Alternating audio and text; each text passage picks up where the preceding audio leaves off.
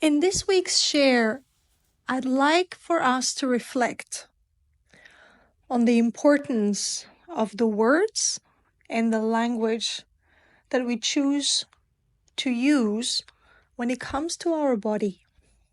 I've been privileged for the past 3 days now to teach a comprehensive Pilates training to 10 new teachers.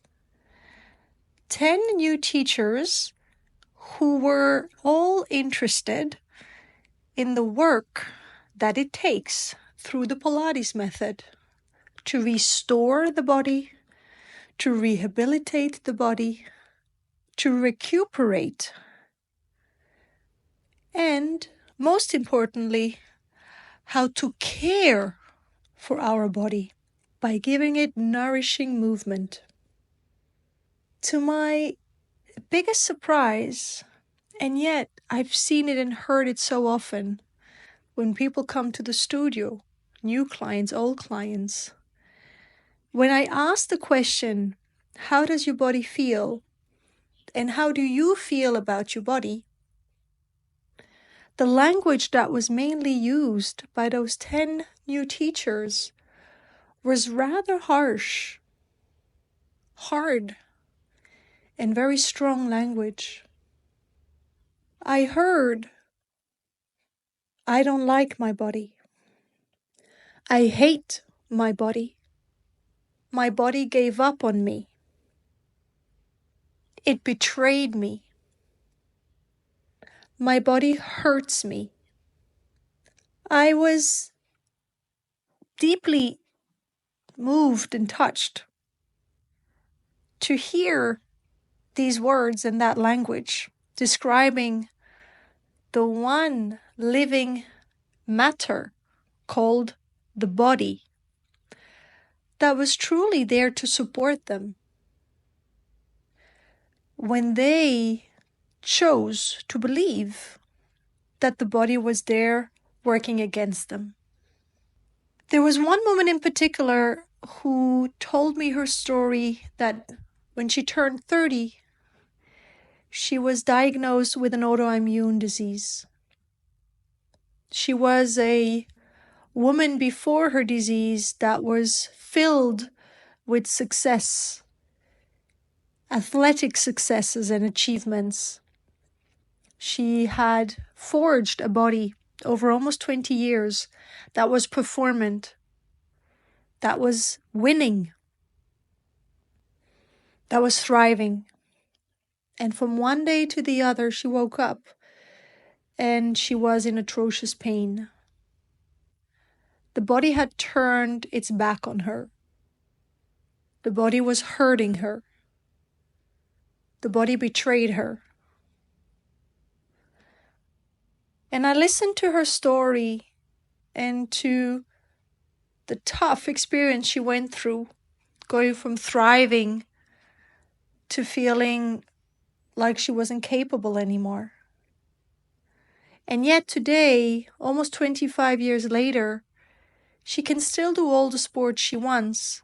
She can still move and is totally capable, but simply at a different pace and with a different support system and certain medications that help her. And it made me wonder. And I challenged all of them.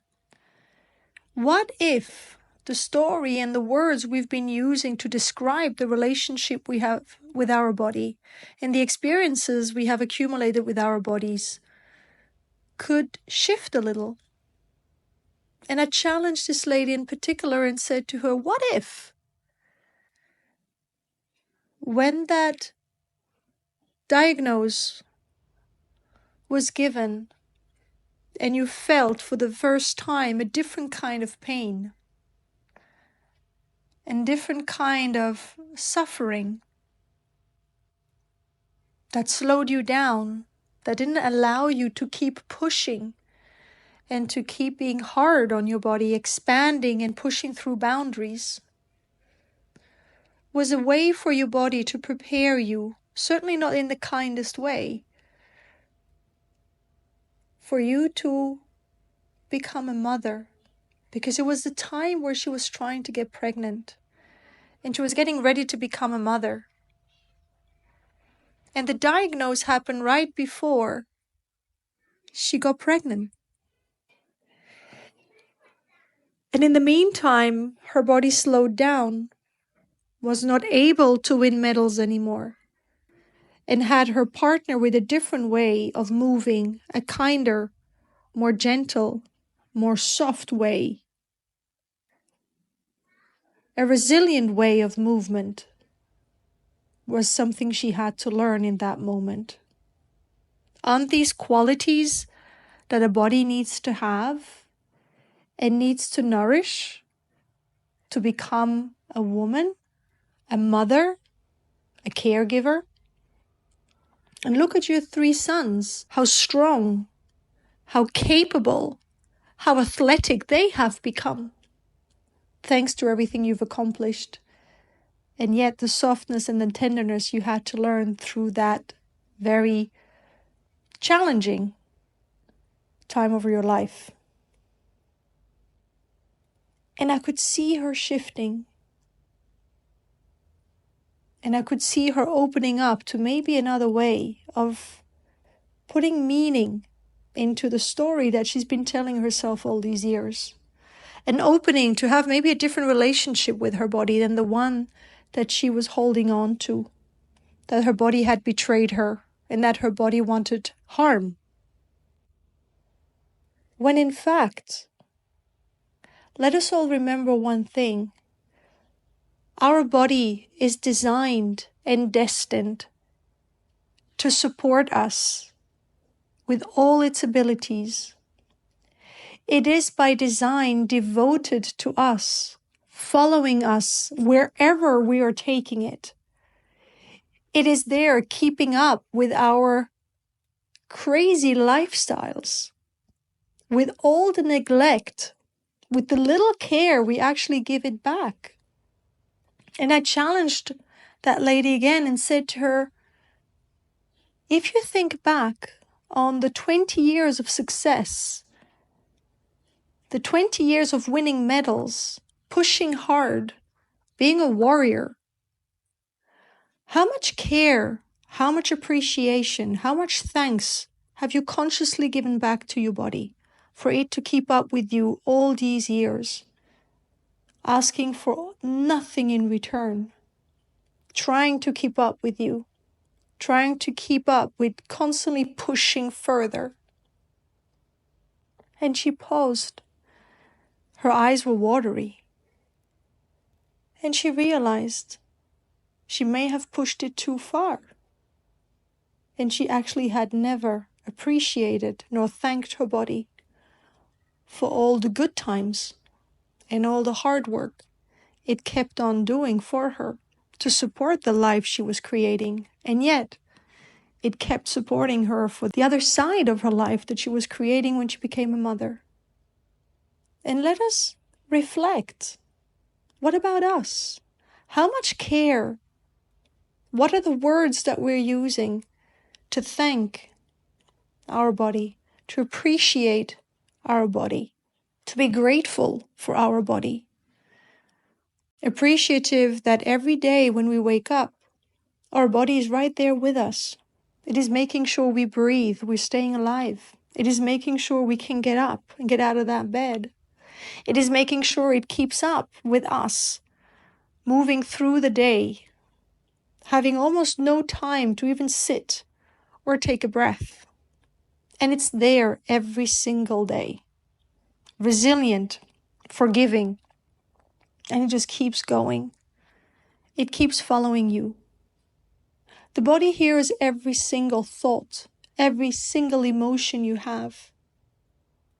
It knows, it hears you. So whatever you think, whatever you're telling yourself in your story, whatever relationship you have chosen to have with your body, maybe it's worth thinking again. The body doesn't ask for much, but once in a while, it just needs a little bit of appreciation, just a little bit of care. Because every time you show up for your body and you give it movement, meaningful, purposeful movement. It is thankful. It is recharging. It is recalibrating what is needed for it to keep on going, to keep on following you. So next time you hear yourself thinking or saying, I don't like you, I hate you, you betrayed me, you hurt me, think again. Is that really true? Is that really what you think your body is there for? Do you really think that the one physical matter we have incarnated as a spirit, as a living human being, is there to hurt us? It's there to support us. It says yes to everything we want, everything we need, everything we do, and it's asking nothing in return until it gets to a point where it cannot keep up with us anymore, because there's maybe a different learning.